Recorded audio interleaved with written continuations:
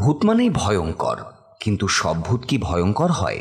আজকে আপনাদের একটা ভূতের গল্প বলবো, যেখানে দেখতে পাবেন ভূতও কত সহজে মানুষের বন্ধু হয়ে যায়।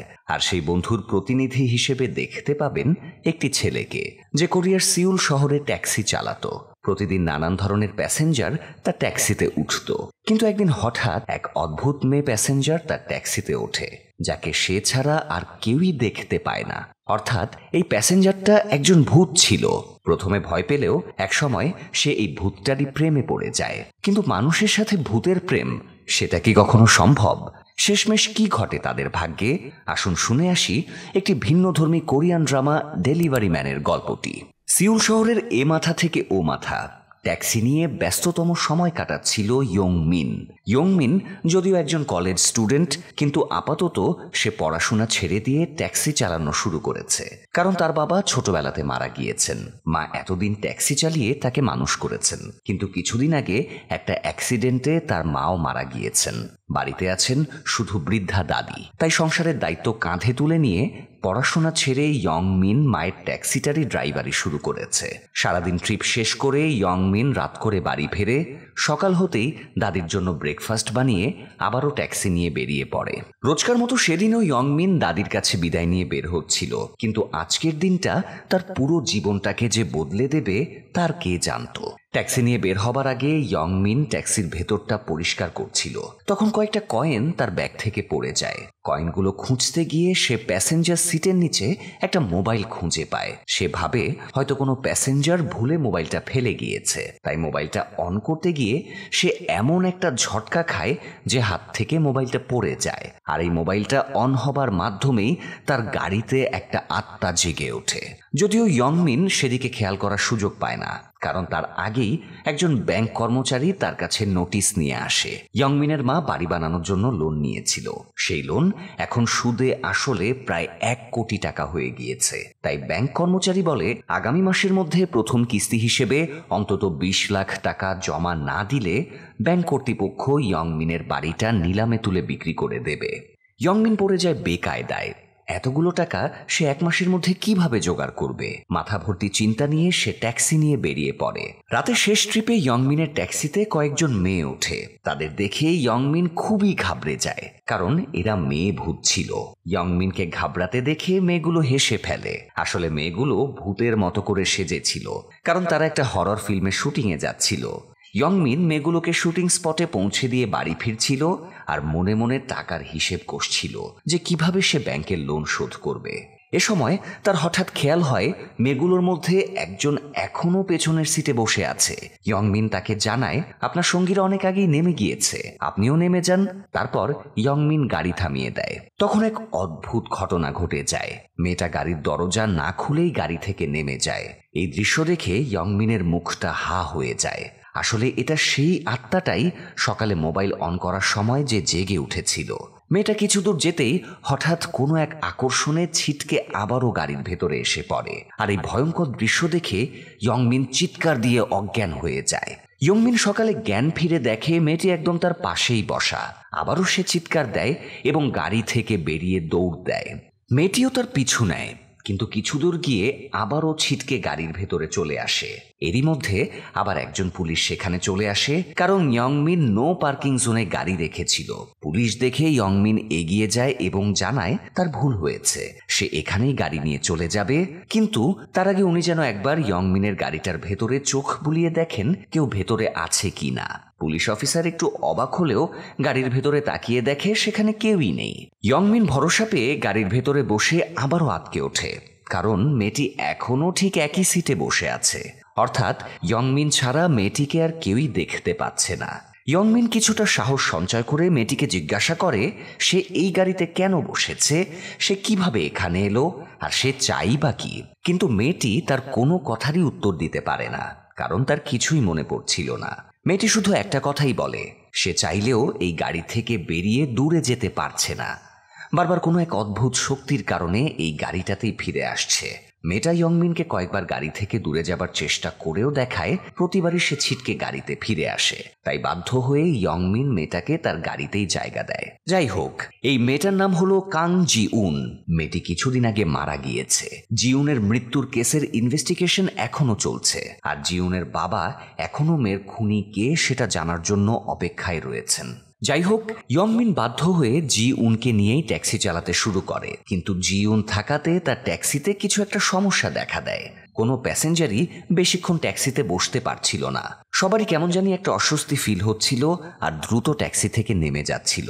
এমনকি ইয়ংমিনের দাদির ক্ষেত্রেও একই ঘটনা ঘটে। এতে ইয়ংমিন আরও বিপদে পড়ে যায়, কারণ মাথার ওপরে ঋণের দায়, তারপর আবার তার ট্যাক্সিতে এখন প্যাসেঞ্জারও উঠতে পারছে না। তাই সে উভয় সংকটে পড়ে যায়। সে কিভাবে এই লোন শোধ করবে এই কথাটা ভেবে। এভাবে কেটে যায় 2-3 দিন। ইয়ংমিন জি-উনের সঙ্গ ছাড়ানোর নানান ধরনের চেষ্টা করতে থাকে। সে থানায় গিয়ে জি-উনের স্কেচ দেখিয়ে মিসিং রিপোর্ট লেখায়, যদি বা কারো সন্ধান পাওয়া যায়। এমনকি সে একজন তান্ত্রিকের কাছেও যায় যে তার গাড়িকে আত্মামুক্ত করবে, কিন্তু তাতেও কোনো কাজ হয় না। হতাশ হয়ে সে ফিরে আসে। এরই মধ্যে ইয়ংমিন ডক্টর ডো-জিনের ফোন পায়। ডাক্তার ডো-জিনকে সে খুবই সম্মান করে, কারণ ডো-জিন তার মায়ের চিকিৎসাতে অনেক হেল্প করেছিল। যাই হোক, ইয়ংমিন ডাক্তার ডো-জিনকে হাসপাতালে পৌঁছে দিয়ে আসে। আর এই প্রথমবারের মতো কোনো মানুষ গাড়িতে পুরো রাস্তা বসে থেকেও কোনো রকম অস্বস্তি ফিল করেনি। ব্যাপারটা তাদেরকে বেশ অবাক করলেও তারা তেমন গুরুত্ব দেয় না। পরের দিন ইয়ংমিন আবারও ট্যাক্সি নিয়ে বের হয়। সাথে স্বাভাবিকভাবে জি-উনও ছিল। রাস্তায় একজন লোককে দাঁড়িয়ে থাকতে দেখে ইয়ংমিন গাড়ি থামায় এবং সে কোথায় যাবে জিজ্ঞাসা করে। লোকটা এতে খুব অবাক হয় এবং আনন্দিত হয়ে পড়ে, কারণ তাকে কেউ দেখতে পাচ্ছে। আসলে সেও একজন ভূত, আর সে জি-উনের মতো ঠিক একইভাবে দরজা না খুলেই গাড়িতে বসে পড়ে। এটা দেখে ইয়ংমিন আরও হতাশ হয়ে পড়ে।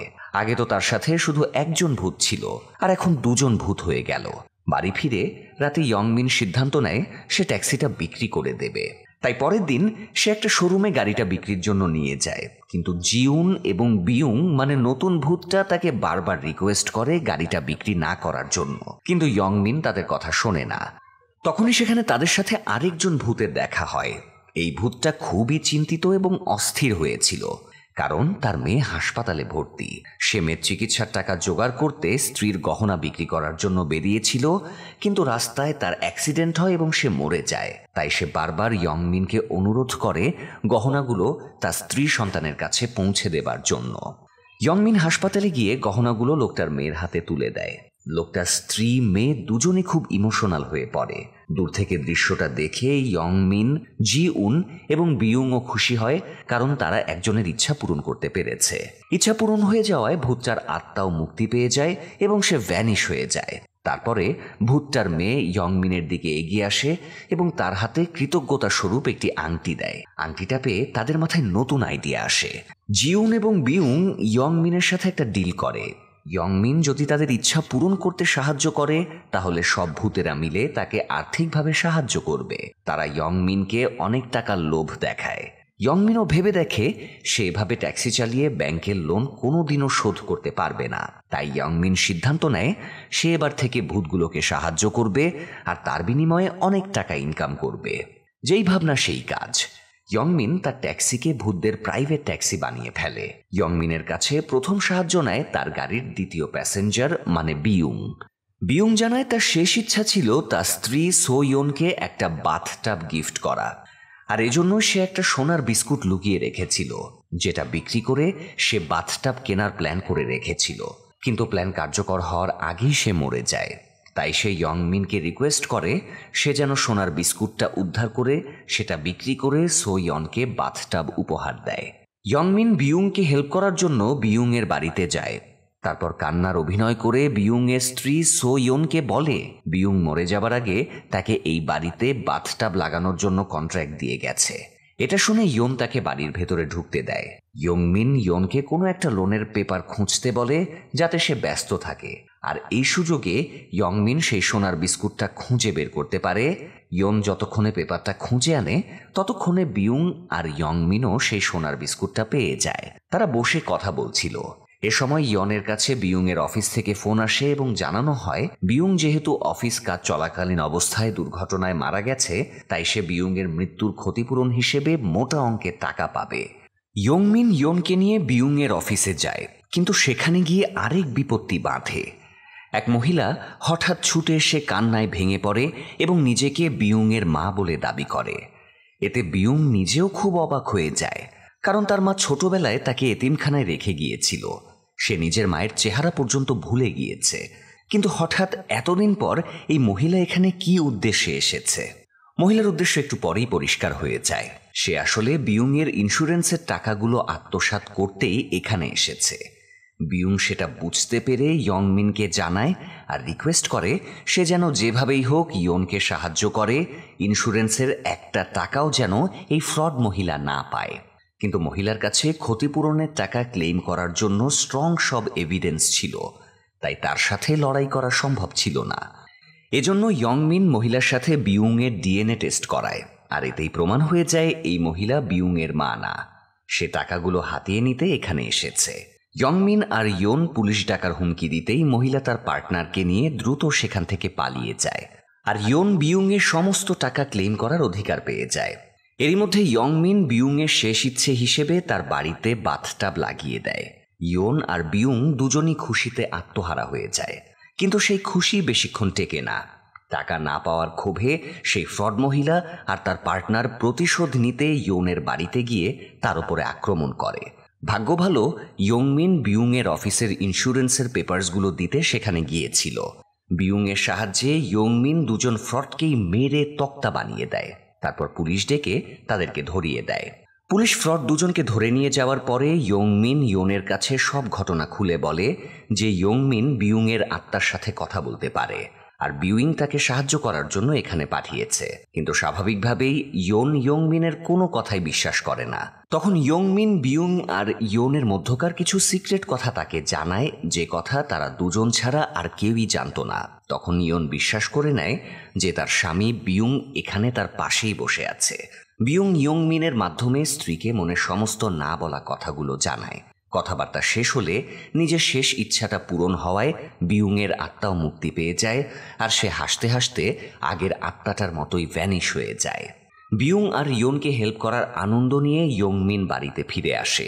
বাড়ি ফিরে সে দাদির কাছে জানতে পারে আজ বাড়িতে পুলিশ এসেছিল। পুলিশ তার মায়ের অ্যাক্সিডেন্টের কেসটা আবারও রিওপেন করেছে, আর এই ব্যাপারে কথার জন্য পুলিশ ইয়ংমিনকে আগামীকাল থানায় ডেকেছে। এ সময় ইয়ংমিন আর একটা অদ্ভুত জিনিস খেয়াল করে। সে জিউনের হাতে তার মায়ের হেয়ার ব্যান্ডটা দেখতে পায়, আর অবাক হয়ে জিউনকে জিজ্ঞাসা করে এটা সে কোথায় পেল। কিন্তু জিউনের কোনো কিছুই মনে পড়ছিল না। হঠাৎ দাদি ইয়ংমিনকে তার মায়ের ফোনে একটা ফটো দেখায়। ফটোটা দেখে ইয়ংমিন একেবারে হতভম্ব হয়ে যায়। ফটোতে তার মায়ের সাথে জিউনকে দেখা যাচ্ছে। জিউন আর ইয়ংমিন দুজনের মাথায় আউলা ঝাউলা হয়ে যায়। এই আউলা ঝাউলা মাথা নিয়েই ইয়ংমিন পরের দিন ইনভেস্টিগেশন অফিসারের সাথে দেখা করতে যায়। সেখানে গিয়ে ইয়ংমিন আরও বড় সড় শক খায়, কারণ অফিসার জানায় ইয়ংমিনের মায়ের অ্যাক্সিডেন্ট হয়নি, বরং তার খুন হয়েছে, আর তারা ইয়ংমিনকেই খুনি হিসেবে সন্দেহ করছে। কারণ অ্যাক্সিডেন্টের দিন ইয়ংমিনের মা তার সাথে ফোনে কথা বলছিল। এ সময়তেই অ্যাক্সিডেন্টটা ঘটে যায়। ইয়ংমিন মাকে বাঁচাতে দ্রুত ঘটনাস্থলে চলে যায়, তারপর মাকে অ্যাম্বুলেন্সে তুলে দেয়। আর পুলিশের ঠিক এখান থেকেই সন্দেহ হয় যে ইয়ংমিন এত দ্রুত ঘটনাস্থলে সবার আগে কিভাবে পৌঁছালো, আর সে যদি একই এলাকায় থাকে তাহলে তার মায়ের সাথে ফোনে কথা বলার কি দরকার ছিল। ইয়ংমিন পুলিশের মিথ্যা অপবাদ শুনে পুলিশের ওপরে রাগারাগি করে বেরিয়ে যায়। এদিকে হাসপাতালে ডাক্তার জোপিন পড়ে গেছেন আরেক সমস্যায়। হাসপাতালের ডাক্তার জাং ইউ এর কার্যকলাপ দো জিনের একদমই পছন্দ হচ্ছে না। জাং ইউ রোগীদের উল্টাপাল্টা চিকিৎসা দিচ্ছে। সেই সাথে সে আসার পর থেকেই হাসপাতালে রোগী মৃত্যুর সংখ্যা দিনকে দিন বেড়েই চলেছে। তাই এসব সহ্য করতে না পেরে দো জিনের সাথে প্রায় জাং ইউ এর ঝামেলা বেঁধে যাচ্ছে। অন্যদিকে ইয়ংমিনের সারাদিন আপসেট হয়েই কেটে যায়। রাতে বাড়ি ফেরার আগে তার ট্যাক্সিতে একজন লোক উঠে বসে। এই লোকটা সাধারণ কেউ ছিল না, সে একজন মিডিয়াম ছিল, মানে যে ভূত দেখতে পায়, ভূতদের সাথে কথা বলতে পারে, ভূতের উপস্থিতি টের পায়। লোকটা গাড়িতে উঠেই জিউনকে দেখে ফেলে। জিউন এবং ইয়ংমিন তার কাছ থেকে জানতে পারে জিউনের আত্মা গাড়ির সাথে না, বরং গাড়ির ভেতরে কোনো একটা ডিভাইসের সাথে আটকা রয়েছে। লোকটার কথা শুনে ইয়ংমিনের হঠাৎ সেই মোবাইলটার কথা মনে পড়ে, যে মোবাইলটা চালু করার পর থেকেই জিউনের আত্মা জেগে উঠেছে। ইয়ংমিন মোবাইলটা বের করে কিছুটা দূরে গিয়ে দাঁড়ায়, আর ঠিক তার সন্দেহ মতোই জিউনের আত্মা মোবাইলটাকে টার্গেট করে তার কাছে চলে যায়। অর্থাৎ এর থেকে বোঝা যাচ্ছে জিউনের আত্মা এই মোবাইলটার সাথেই জুড়ে রয়েছে। পুরো ব্যাপারটা বুঝে উঠতে না উঠতেই মোবাইলের চার্জ ফুরিয়ে যায়, আর সাথে সাথে জিউনও গায়েব হয়ে যায়। ইয়ংমিন মোবাইলটা নিয়ে পাশের একটা দোকানে যায় চার্জার কেনার জন্য, কিন্তু মোবাইলের চার্জিং পোর্টটা একটু আলাদা ছিল, এরকম কেবল সেই দোকানে ছিল না। তাই সেভাবে আগামীকাল বড় মার্কেট থেকে সে এরকম একটা চার্জার কিনে ফোনটা চার্জ দেবে। আপাতত সে মোবাইলটা গাড়িতেই রেখে দেয়। কিন্তু পরের দিনই ইয়ংমিনকে দাদিকে নিয়ে শপিংয়ে যাওয়া লাগে। আজ জিউন না থাকায় গাড়ির ভেতরের পরিবেশ স্বাভাবিক ছিল। দাদিরও আজ কোনো অস্বস্তি হচ্ছিল না। তবে দাদি একটা অঘটন ঘটিয়ে ফেলেন। তিনি জিউনের ফোনটাকে গাড়িতে পেয়ে হাতে নেন এবং দেখেন এটা ড্যামেজ হয়ে গেছে। তাই তিনি ফোনটা ডাস্টবিনে ফেলে দেন। ইয়ংমিন দৌড়িয়ে গিয়েও আর ফোনটা উদ্ধার করতে পারে না। সে বিষণ্ণ মনে ট্যাক্সি নিয়ে ভাড়া মারতে বেরিয়ে পড়ে, কিন্তু তার এই বিষণ্ণতা বেশিক্ষণ থাকে না, কারণ আজ সে প্রচুর প্যাসেঞ্জার পাচ্ছিল। জিউন না থাকায় আজ একের পর এক প্যাসেঞ্জার উঠেই যাচ্ছিল। সারাদিন তার বেশ ভালোই কেটে যায়, কিন্তু রাতে সে হঠাৎ জিউনকে মিস করতে শুরু করে। সে ভাবে, না জানি জিউন এখন কোথায় আছে। আসলে জিউন তখন খুব সাংঘাতিক জায়গাতেই ছিল। পৃথিবী থেকে ভ্যানিশ হয়ে সে খুবই ভয়ঙ্কর একটা জায়গাতে পৌঁছে গিয়েছিল। সে বারবার কেঁদে কেঁদে ইয়ংমিনকে ডাকছিল। পরের দিন ইয়ংমিন প্রথমেই সেই ডাস্টবিন থেকে মোবাইলটা উদ্ধার করে। তারপর মার্কেটে গিয়ে চার্জার কিনে এনে ফোনটা চার্জে দেয়। ফোনটা চালু করা মাত্রই জিউনের আত্মা আবারও ফিরে আসে। জিউন এসে একদম ইয়ংমিনের কোলের ওপরে পড়ে। আবারও ফিরে আসতে পেরে জিউনও খুব খুশি হয়। মোবাইল চার্জ হয়ে গেলে ইয়ংমিন জিউনকে সাথে করে ট্যাক্সি নিয়ে বেরিয়ে পড়ে, কিন্তু আজকে সে তার গতদিনের মতো প্যাসেঞ্জার পায় না। জিউন থাকার কারণে প্যাসেঞ্জারদের আবারও অস্বস্তি শুরু হয়, তাই কেউ উঠলেও আবারও নেমে যাচ্ছিল। ইয়ংমিন এতে আপসেট হয়ে পড়ে। ব্যাংকের কিস্তি পরিশোধের সময় হয়ে আসছে, অথচ সে এখনো টাকার জোগাড় করতে পারেনি। তাই চিন্তিত হয়ে সে রাতে বাড়ি ফিরছিল।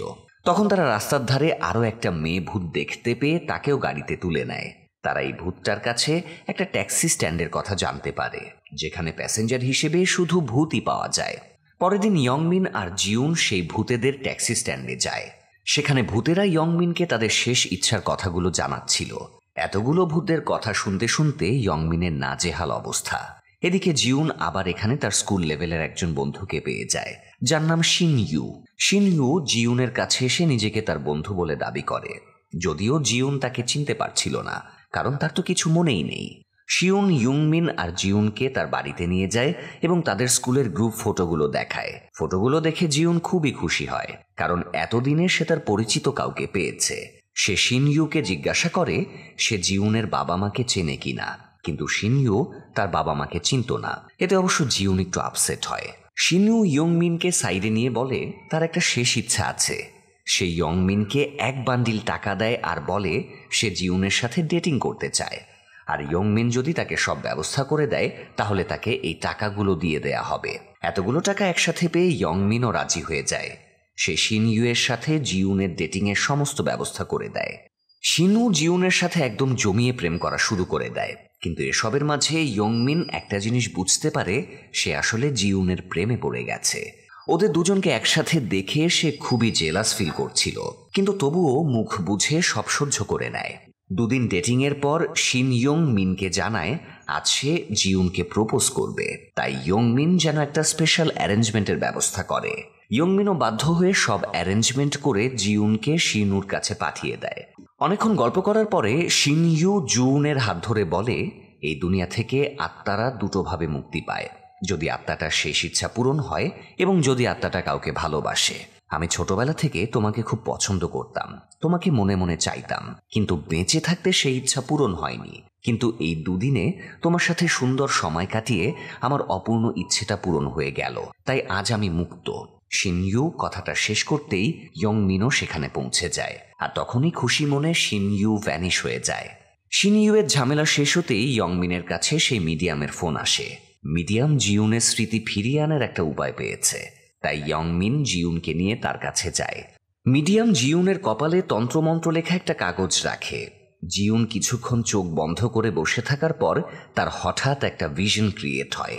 তার অতীতের কিছু দৃশ্য মনে পড়ে। তারপর একটা প্রাইভেট ডিটেকটিভের অফিসের কথাও তার মনে পড়ে, আর তাই ইয়ংমিন তাকে নিয়ে সেই অফিসে যায়, কিন্তু সেখানে কাউকেই পাওয়া যায় না। তাই হতাশ হয়ে তারা ট্যাক্সিতে ফিরে আসে। ঠিক এই সময়ে হাজুন নামের একটা ছেলে ট্যাক্সিতে উঠে পড়ে। ইয়ংমিনের মতো এই বাচ্চাটারও স্পেশাল পাওয়ার আছে, আর যার কারণে সে জিউনকে দেখতে পাচ্ছিল। হাজুনের ব্যাপারটা দেখে দুজনই বেশ শক খেয়ে যায়। তারা হাজুনের কাছে জানতে পারে তার বাবা মা মরে যাওয়ার পর থেকে সে ভূত দেখার ক্ষমতা পেয়েছে। হাজুন ইয়ংমিনের কাছে হেল্প চায়, কারণ সে তার বোনকে বেশ কিছুদিন ধরে খুঁজে পাচ্ছে না। পুলিশও তাকে কোনো সাহায্য করছে না। ইয়ংমিন আর জিউন মিলে হাজুনকে হেল্প করার প্রতিশ্রুতি দেয় আর তাকে বাণীতে পৌঁছে দেয়।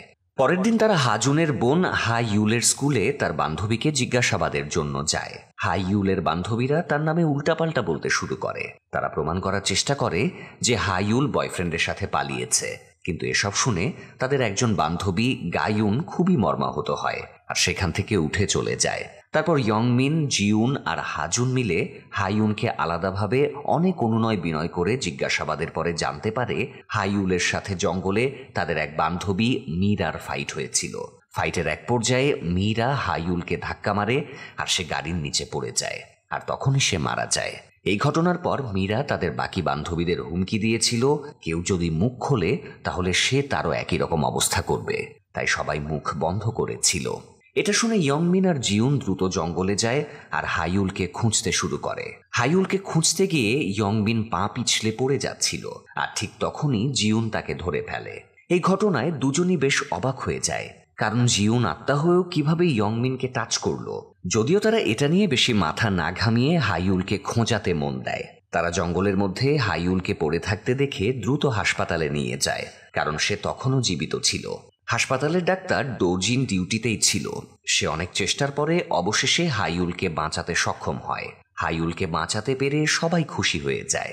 অন্যদিকে জিউনের কেসের ইনভেস্টিগেটর জিউনের বাবা কাংসুকে ফোন করে জিজ্ঞাসা করে এই একই হাসপাতালে জিউনের কোনো বন্ধু ছিল কিনা, কারণ তার মৃত্যুর পেছনে এই হাসপাতালের কারো হাত থাকতে পারে। কিন্তু কাংসু এ ব্যাপারে বেশি কিছু জানতো না, শুধু এটুকুই জানতো এই হাসপাতালে জিউনের পরিচিত কেউ নিশ্চয়ই ছিল।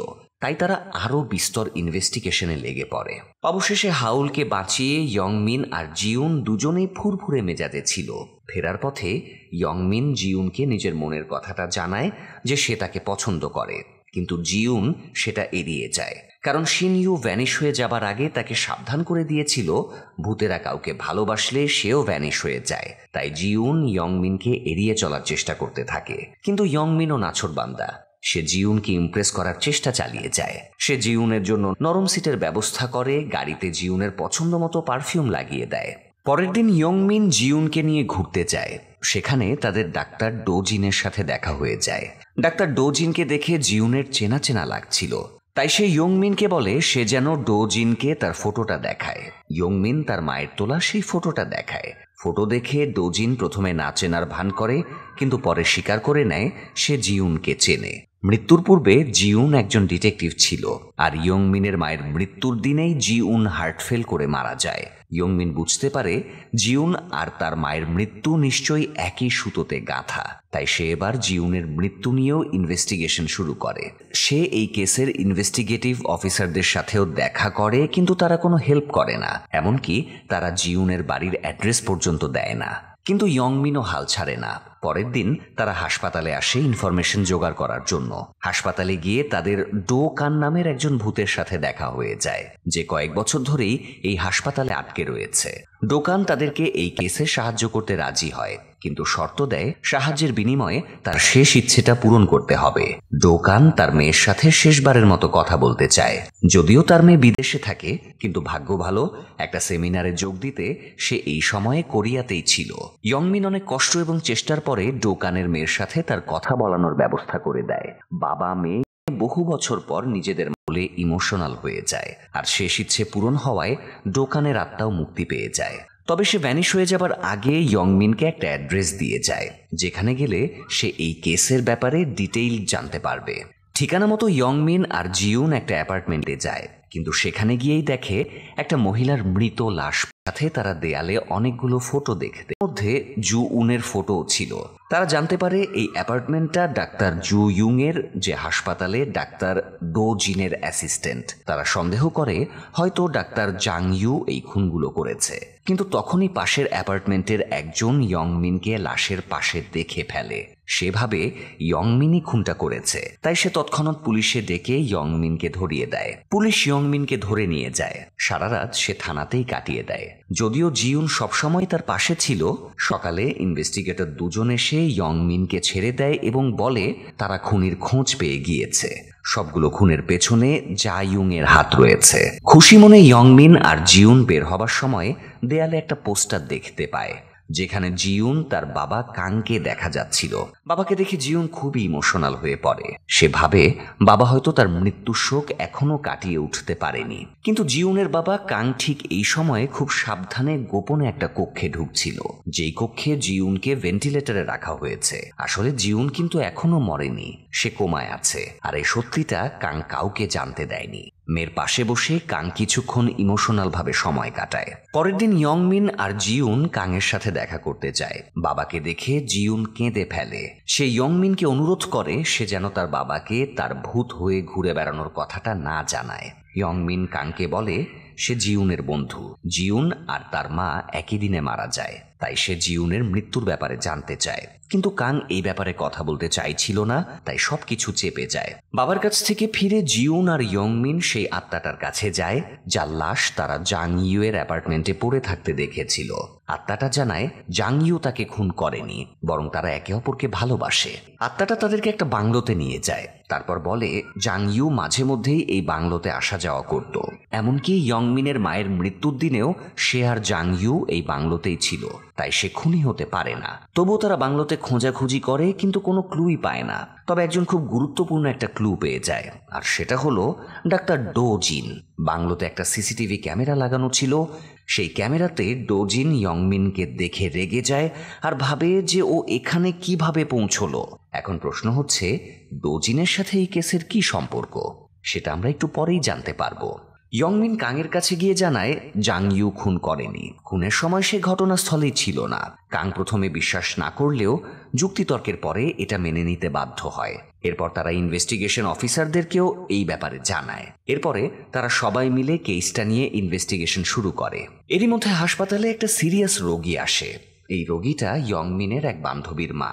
ডাক্তার ডোজিন যখন জানতে পারে এই মহিলাটা ইয়ংমিনের খুব ক্লোজ, তখন তার মুখে বাঁকা হাসি ফুটে ওঠে।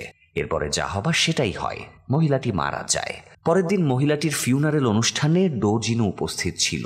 ডোজিন কান্নার ভান করছিল ঠিকই, কিন্তু কান্নার আড়ালে বিশ্রীভাবে হাসছিল। আর এই ব্যাপারটা জিউন দেখে ফেলে। সে ডোজিনের এরকম কাণ্ডে অবাক হয়ে যায় এবং ইয়ংমিনকে ব্যাপারটা জানায়। কিন্তু ইয়ংমিন সেই কথায় তেমন একটা গুরুত্ব দেয় না, কারণ সে ডোজিনকে খুব সম্মান করে, সে খারাপ কিছু করতেই পারে না। পরের দিন ডোজিন ইয়ংমিনের দাদির চেক আপ করার নামে সোজা তার বাড়িতে চলে আসে। ইয়ংমিন তো ভাবে ডোজিন খুব ভালো কাজেই এসেছে, কিন্তু জিউন ঠিকই বুঝতে পারে ডোজিনের কোনো খারাপ মতলব আছে। কিছুক্ষণ পরেই কেউ যখন আশেপাশে ছিল না, ডোজিন ইয়ংমিনের ঘরে ঢুকে পড়ে আর কিছু একটা খুঁজতে থাকে। ব্যাপারটা বুঝতে পেরে জিউন ইয়ংমিনকে ডাক দেয় আর ইয়ংমিন ঘরে চলে আসে। ঘরে ডোজিনকে দেখে ইয়ংমিন জিজ্ঞাসা করে সে এখানে কি করছে। ডোজিন কোনো রকমে কথাটা এড়িয়ে যায়। সে ইয়ংমিনের টেবিলে রাখা কয়েকটা বইয়ের দিকে নজর দেয় আর এটা সেটা বলে ইয়ংমিনের সন্দেহ কাটিয়ে দেয়। পরের দিন ইয়ংমিন আর জিউন জাং ইউর বাড়িতে গিয়ে সেই আত্মাটার সাথে আবারও দেখা করে এবং জিজ্ঞাসা করে জাং ইউ শেষবার কার সাথে দেখা করেছিল। আত্মাটা এই ব্যাপারে কিছুই জানতো না, তবে সে একটা চিরকুটের কথা বলে যেটা কেউ জাং ইউকে পাঠিয়েছিল। তারা জাং ইউর বাড়িতে খোঁজাখুঁজি করে সেই চিরকুটটা খুঁজে পায়, যেটাতে লেখা ছিল সাহায্যের প্রয়োজন হলে দ্রুত আমার কাছে চলে এসো। চিরকুটটা দেখে তারা ভাবতে শুরু করে এটা জাং ইউকে কে পাঠালো। এদিকে হাসপাতালে ডাক্তার ডোজিন নার্স কিম হি ইয়োনকে একটা ফটো বের করে দেয় এবং রাগারাগি করতে থাকে, কারণ এই ফটোটা একটা এভিডেন্স। এই ফটোর কারণে তারা ফেঁসে যেতে পারে। আসলে এই ফটোটা ইয়ংমিনের মায়ের অ্যাক্সিডেন্টের দিনের। ফটোতে একটা বাইক দেখা যাচ্ছে, বাইকে একটা কি চেইনও লাগানো আছে, আর এই কি চেইনে একটা রিং দেখা যাচ্ছে যেটাতে এই হাসপাতালের লোগো আছে। তাই এটা পুলিশের হাতে গেলে পুলিশ তাদের কাছে পৌঁছে যেতে পারে। তাদের সন্দেহ অবশ্য ততক্ষণে সত্যি হয়ে গেছে, কারণ এই ফটো ইনভেস্টিগেটর অফিসারদের কাছেও ছিল, সুতরাং তারাও একটা ব্রেক থ্রু পেয়ে যায়। ফটোটা জিউনের বাবা কাংয়ের কাছেও পৌঁছে যায়। তারপর কাং ফটোটা ইয়ংমিনকে পাঠায়। ইয়ংমিনের ফোনে ফটোটা দেখে জিউন অবাক হয়ে যায় এবং বলে ফটোতে যে চাবির রিংটা দেখা যাচ্ছে সেটা সে হাসপাতালের নার্স ইয়নের কাছে দেখেছে। তাই ইয়ন তাদের সন্দেহের তালিকায় চলে আসে। তাই তারা বিস্তারিত জানার জন্য হাসপাতালে যায়। তারা একজন নার্সের মাধ্যমে ইয়নের হ্যান্ডরাইটিং এর সাথে জাং ইউর বাড়িতে পাওয়া চিরকুটটা মিলিয়ে দেখে। দুটো হ্যান্ডরাইটিং হুবহু মিলে যায়। তাই ইয়ংমিন আর জিউন নার্স ইয়নের কাছে জিজ্ঞাসাবাদের জন্য যায়। ইয়ংমিন তাকে ফটোটা দেখিয়ে ব্ল্যাকমেইল করে এবং পুলিশকে ডাকার হুমকি দেয়। তবুও নার্স ইয়ন পুরোপুরি সত্যটা স্বীকার করে না। তখন ইয়ংমিন জিজ্ঞাসা করে জাং ইউ এখন কোথায়। নার্স ইয়ন বলে সে জানে না। তখন ইয়ংমিন তাকে 2 দিনের সময় দেয়। এরই মধ্যে জাং ইউকে পাওয়া না গেলে তারা পুলিশকে সব খুলে বলবে। জাং ইউ ততক্ষণে মৃত্যুর শেষ মুহূর্তে পৌঁছে গিয়েছে, কারণ ডাক্তার ডোজিন তাকে একটা গোপন ডেরাতে আটকে রেখেছিল। ডোজিন জাং ইউকে একটা বিষাক্ত ইনজেকশন পুশ করে মেরে ফেলে। তখনই তার কাছে নার্স ইয়নের ফোন আসে। সে ডোজিনকে ইয়ংমিনের ব্যাপারে সাবধান করে দেয়। ইয়ংমিন বেশি বাড়াবাড়ি করছে দেখে ডোজিন তাকে কিডন্যাপ করিয়ে নেয় এবং তার গোপন ডেরাতে নিয়ে আসে, যেখানে সে একটু আগেই জাং ইউকে খুন করেছে। ডোজিন ইয়ংমিনকে ছটফট করতে দেখে খুব মজা পাচ্ছিল, আর ইয়ংমিন যাকে এতদিন আদর্শ মানুষ ভেবে এসেছিল তাকে এই রূপে দেখে ঘৃণা ভরে তাকিয়েছিল। ইয়ংমিনের সাথে জিউনও ছিল, কিন্তু সে তাকে কোনো রকম সাহায্য করতে পারছিল না। ডোজিন তার মুখোশের আড়ালে থাকা সমস্ত সত্যিগুলো স্বীকার করে নেয়। তারপরে ইয়ংমিনের মায়ের মৃত্যুর দিনের ঘটনাগুলো জানতে পারা যায়। সেদিন জিউন ইয়ংমিনের মায়ের ট্যাক্সিতে উঠেছিল। তাদের দুজনের মাঝে বেশ ভালো ভাব ছিল। জিউন তখন ডিটেকটিভ হিসেবে একটা কেসের তদন্ত করছিল। সে ইয়ংমিনের মায়ের ট্যাক্সিতে একটা পার্টিতে যায়। সেখানে নার্স ইয়নও ছিল। জিউন মূলত ইয়নের সাথেই দেখা করতে এসেছিল। ইয়ন তার সাথে গল্পের ছলে তাকে একটা রুমে নিয়ে যায়, যেখানে আগে থেকেই ডোজিন লুকিয়েছিল। ডোজিন সুযোগ বুঝে জিউনকে অ্যাটাক করে এবং একটা ড্রাগের ইনজেকশন পুশ করে। তারপরে জিউনের ছটফট করা দৃশ্যের ভিডিও করা শুরু করে, কারণ এতে সে খুব মজা পায়। ডোজিন যেই ফোন দিয়ে ভিডিওটা করেছিল মূলত এটাই সেই ফোনটা যেই ফোনের সাথে জিউনের আত্মা জুড়ে আছে। যাই হোক, জিউন ডোজিনের হাত থেকে ফোনটা কেড়ে নিয়ে কোনো রকমে টলতে টলতে বাইরে বেরিয়ে আসে। বাইরে ইয়ংমিনের মা ট্যাক্সি নিয়ে দাঁড়িয়েছিল। উনি তখন ইয়াংমিনের সাথে ফোনে কথা বলছিল। এ সময় জিউনকে বিপদে দেখে ফোনটা না কেটেই তিনি জিউনকে সাহায্য করতে এগিয়ে যান। ফোনে মায়ের আর্তনাদ শুনে ইয়ংমিনও বুঝে যায় তার মা কোনো বিপদে, তাই সে দ্রুত দৌড় লাগায়। এরই মধ্যে মা কোনোভাবে জিউনকে ট্যাক্সিতে বসায়, কিন্তু নিজে ট্যাক্সিতে উঠে বসার আগেই নার্স ইয়ন বাইক নিয়ে এসে ইয়ংমিনের মাকে উড়িয়ে দেয়। মহিলা তখনও বেঁচে ছিল দেখে ডোজিন তাকে মারার জন্য এগিয়ে যায়। তখনই ইয়ংমিন সেখানে চলে আসে, আর সে ভাবে ডোজিন হয়তো তার মাকে বাঁচানোর চেষ্টা করছে। ইয়ংমিনের সামনে তার মাকে মারতে না পেরে ডোজিন অ্যাম্বুলেন্স ডেকে তাকে তুলে নেয়, আর ইয়ংমিনকে বলে অন্য একটা গাড়ি নিয়ে হাসপাতালে আসতে। এরপর অ্যাম্বুলেন্সে ঢুকে ডোজিন প্রথমেই ইয়ংমিনের মাকে ইনজেকশন পুশ করে মেরে ফেলে। তারা চলে যাবার পরে নার্স ইয়ন জিউনের দেহটাকেও ট্যাক্সি থেকে বের করে বাইরে ফেলে দেয়। সে ভাবে জিউন হয়তো মরে গেছে, তাই আর তেমন একটা গুরুত্ব দেয় না। কিন্তু জিউন মরে যাবার আগে তার বাবা কাং তাকে খুঁজে পায় এবং অন্য একটা হাসপাতালে ভর্তি করায়। শেষ পর্যন্ত জিউন বেঁচে গেলেও সে কোমাতে চলে যায়। যাই হোক, জিউনের বেঁচে থাকার কথাটা তারা এখনো জানে না। ইয়ংমিনের মাকে হত্যা করার গল্প ডোজিন খুব আনন্দের সাথে তাকে শোনায়। তারপর সে এটাও স্বীকার করে যে বিউং নামের ওই লোকটাকেও ডোজিনই খুন করেছিল। শুধু এই দুজনকেই না, বরং আরও অনেক মানুষকে ডোজিন হত্যা করেছে। সে নর্মালি কোনো একটা বিষ ইনজেক্ট করে ভিকটিমদের হত্যা করত, আর ভিকটিমরা মৃত্যুর সময় যন্ত্রণায় যখন ছটফট করত তখন ডোজিন সেটা ভিডিও করে রাখত। এতে তার খুবই আনন্দ হতো, কারণ সে একজন সাইকোপ্যাথ। সে তার ভিকটিমদের ভিডিওগুলো ইয়ংমিনকে দেখায় এবং হাসতে থাকে। আর হ্যাঁ, ডোজিনের এই সকল অপরাধ কাজে নার্স ইয়ন এবং জাং ইউ তাকে সাহায্য করত। সব ঘটনা খুলে বলার পরে ডোজিন ইয়ংমিনকে বেঁধে রাখা অবস্থাতেই জায়গাটাতে আগুন লাগিয়ে সেখান থেকে চলে যায়। কিন্তু তখনই একটা মিরাকেল ঘটে যায়। জিউনের কাছে কোনো একটা পাওয়ার চলে আসে, আর সে ইয়ংমিনকে আগুন থেকে বাঁচিয়ে নেয়। কিছুক্ষণের মধ্যে পুলিশও সেখানে পৌঁছায়, কারণ সুযোগ বুঝেই আগেই ইয়ংমিন তার লোকেশন তাদের সাথে শেয়ার করে রেখেছিল। পুলিশ সেখান থেকে জাং ইউর মৃতদেহ উদ্ধার করে। আড়াল থেকে সব দৃশ্য ডোজিন দেখে ফেলে। তাই নিজেকে নির্দোষ প্রমাণ করতে পরের দিন সে নিজেই ডিটেকটিভদের সাথে দেখা করে। জিজ্ঞাসাবাদে তারা সন্দেহজনক কিছুই পায় না। সে তার বিরুদ্ধে থাকা সকল অভিযোগ কনফিডেন্সের সাথে অস্বীকার করে দেয়। তাছাড়া তার বিরুদ্ধে কোনো প্রমাণও ছিল না। তাই পুলিশ ডোজিনকে ছেড়ে দিতে বাধ্য হয়। বাইরে নার্স ইয়োন ডোজিনের জন্য গাড়ি নিয়ে অপেক্ষা করছিল। তারা একসাথেই বাড়ি চলে যায়। এদিকে ইয়ংমিন আর জিউন চিন্তায় পড়ে যায় ডোজিনের বিরুদ্ধে তারা কোথা থেকে প্রমাণ সংগ্রহ করবে। তখন জিউন বলে তাদের কাছে ডোজিনের যে ফোনটা আছে সেটাতে নিশ্চয়ই কোনো এভিডেন্স থাকবে, কারণ এই ফোনটা দিয়েই তো ডোজিন সেদিন জিউনের ভিডিও করেছিল। তাই তারা ফোনটা সারাতে একটা রিপেয়ার শপে যায়, কিন্তু ফোনটা রিপেয়ার করা সম্ভব হচ্ছিল না, কারণ ফোনে কিছু করতে গেলেই জিউন মিলিয়ে যাচ্ছিল। তাই ফোন রিপেয়ার না করে তারা সেই মিডিয়ামের কাছে যায় যে ভূতদের নিয়ে কাজ কারবার করে আর কি। মিডিয়াম জানায় এই ফোনের সাথে জিউনের আত্মা জুড়ে আছে, তাই এই ফোনটাকে কিছুই করা যাবে না, কারণ এতে জিউনের আত্মা পরকালে পৌঁছে যাবে, যেখান থেকে তাকে আর ফিরিয়ে আনা সম্ভব হবে না। তাই তারা ফোন থেকে এভিডেন্স কালেক্ট করার চিন্তা বাদ দিয়ে দেয়। তারা অন্য কোনো পথ খুঁজতে থাকে। অন্যদিকে ফিরে এসে ডোজিন নার্স ইয়োনের সাথে আলোচনা করে ইয়ংমিনের মাথায় এত বুদ্ধি নেই যে সে এত সহজে তাদের কাছে পৌঁছে যাবে। তাকে কেউ এই কাজে নিশ্চয়ই সাহায্য করছে, আর কে সাহায্য করছে সেটা জানার জন্য তারা রাতে গোপনে ইয়ংমিনের গাড়িতে ক্যামেরা এবং স্পিকার লাগিয়ে দেয়। পরের দিন ডোজিন ক্যামেরা মনিটরিং করে দেখতে পায় ইয়ংমিন অদৃশ্য কারোর সাথে কথা বলছে। সে একসময় জিউনের নামটা উচ্চারণ করে। এতে ডোজিন অবাক হয় এবং ভাবতে থাকে ইয়ংমিন রাগে শোকে পাগল টাগল হয়ে গেল নাকি। যাই হোক, এরপর জাংইউর সেই গার্লফ্রেন্ডের আত্মাটা ইয়ংমিন আর জিউনের সাথে দেখা করে এবং রিকোয়েস্ট করে তারা জাংইউর আত্মার সাথে দেখা করিয়ে দেওয়ার জন্য। তাই মেয়েটির আত্মাকে নিয়ে তারা সেই জায়গাতে যায় যেখানে জাংইউকে হত্যা করা হয়েছিল। সেখানে গিয়ে জাংইউর আত্মার সাথে তাদের দেখা হয়। জাংইউর গার্লফ্রেন্ডের আত্মার দেখা পেয়ে খুবই খুশি হয়। তারা দুজনে একসাথে পরকালে চলে যাওয়ার সিদ্ধান্ত নেয়, কিন্তু ভ্যানিশ হয়ে যাওয়ার আগে জাংইউ বলে তার কাছে ডোজিনের বিরুদ্ধে প্রমাণ আছে।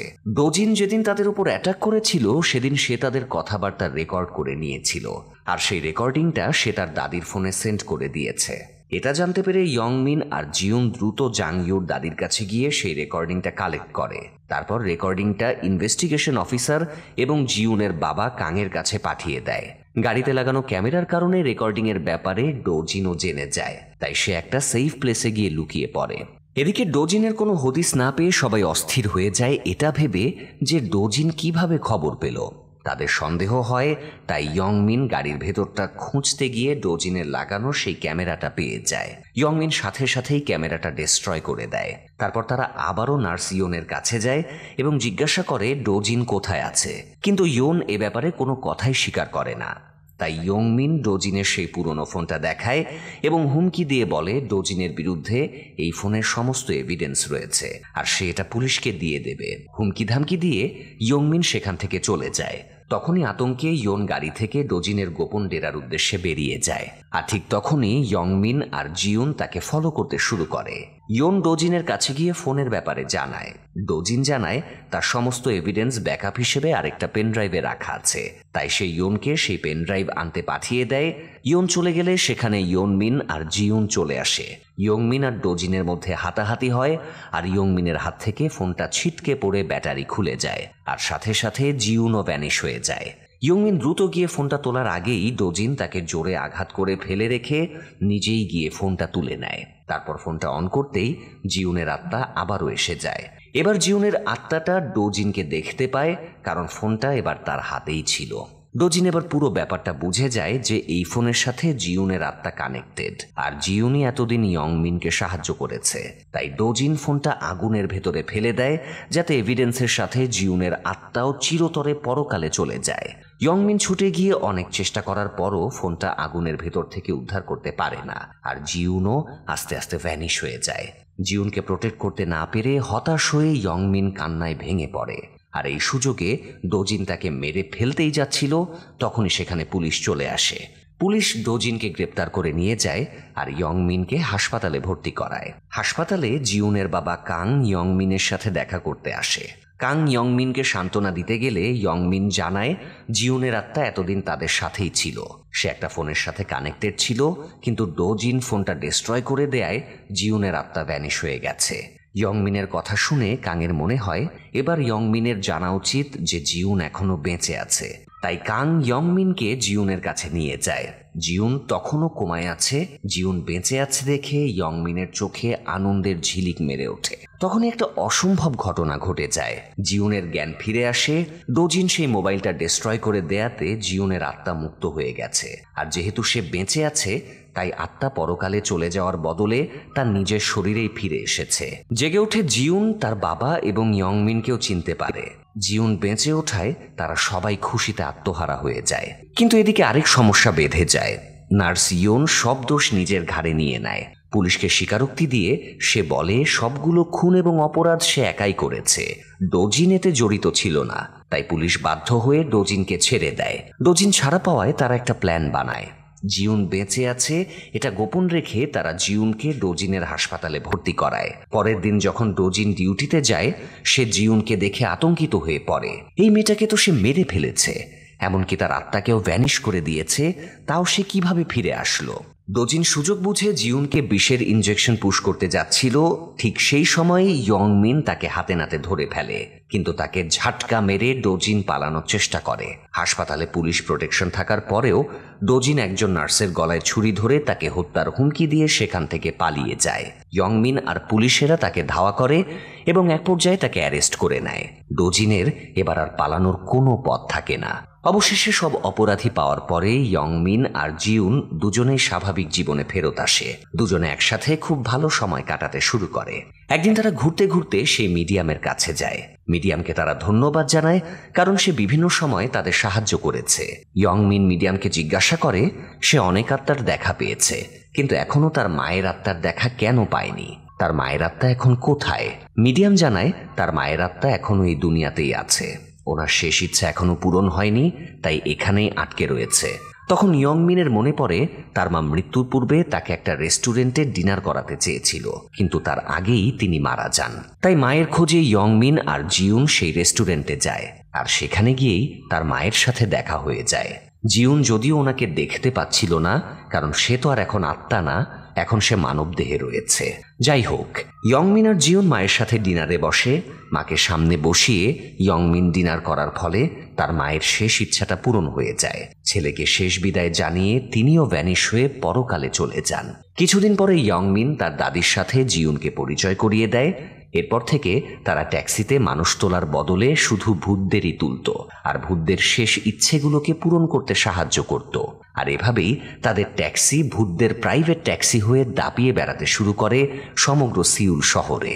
আর আমাদের গল্পটাও এখানেই শেষ হয়। দর্শক, আজকে এই ভিন্নধর্মী গল্পটি আপনাদের কেমন লেগেছে? নিজের মন্তব্য অবশ্যই আমাদের কমেন্ট বক্সে জানিয়ে দেবেন, যাতে আমরা আপনাদের পছন্দ মতো আরও গল্প নিয়ে ভবিষ্যতে হাজির হতে পারি। আজ তাহলে এ পর্যন্তই। আগামী দিন আবারও দেখা হবে। ততক্ষণ আমাদের পাশেই থাকুন। ধন্যবাদ।